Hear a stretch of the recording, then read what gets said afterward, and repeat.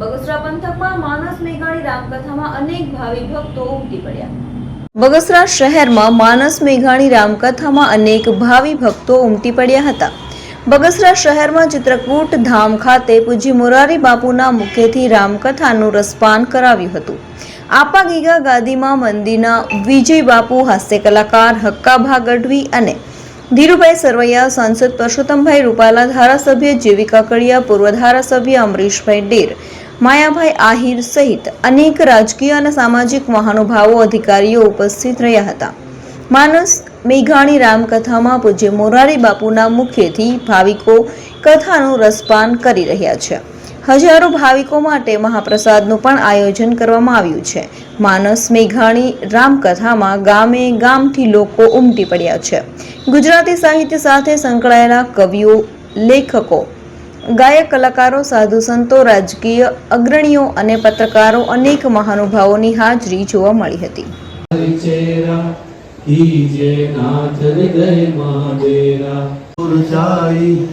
जहाँ जन्म हरि भक्त कहाई।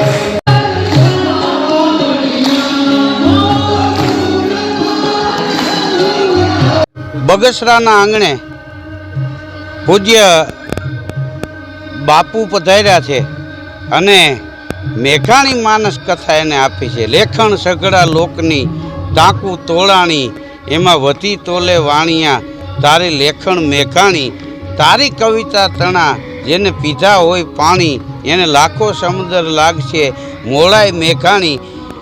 મેઘાણીભાઈને રાષ્ટ્રીય શાયરનું બિરુદ ગાંધી બાપુએ આપેલું અને મેઘાણીભાઈએ સૌરાષ્ટ્રની રસધાર, સોરથી સંતો, સોરથી બારવટિયા અનેક પુસ્તકો આપ્યા અને આઝાદીની લડત વખતે, ચળવળ વખતે પણ જેઓએ કવિતા લખેલી કે ખબર નથી અમારા પંથ પર અમ પર શી આફત પડી છે, ખબર છે એટલી માં ભોમની હાકલ પડી છે, આવા કવિની યાદમાં રામકથા બાપુએ મેઘાણી માનસ કથા આપી છે અને હજારો માણસો અહીંયા ઉમટ્યું છે કથાનો અને મહાપ્રસાદનો લાભ લે છે। મેઘાણીભાઈના પૌત્ર પિનાકીભાઈની પણ ઉપસ્થિતિ છે।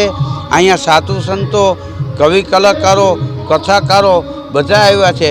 હું પણ આજે આ કથામાં આવ્યો છું અને આ માહોલ જોઈ અને હું પણ રાજી થયો છું કે અદ્ભુત આયોજન છે અને ખૂબ સરસ રીતે લોકો રામકથાને, મેઘાણી કથાને, મેઘાણી માનસ કથાને માણે છે। તો આવા આયોજન થતા રહીએ એવી મારી શુભકામના।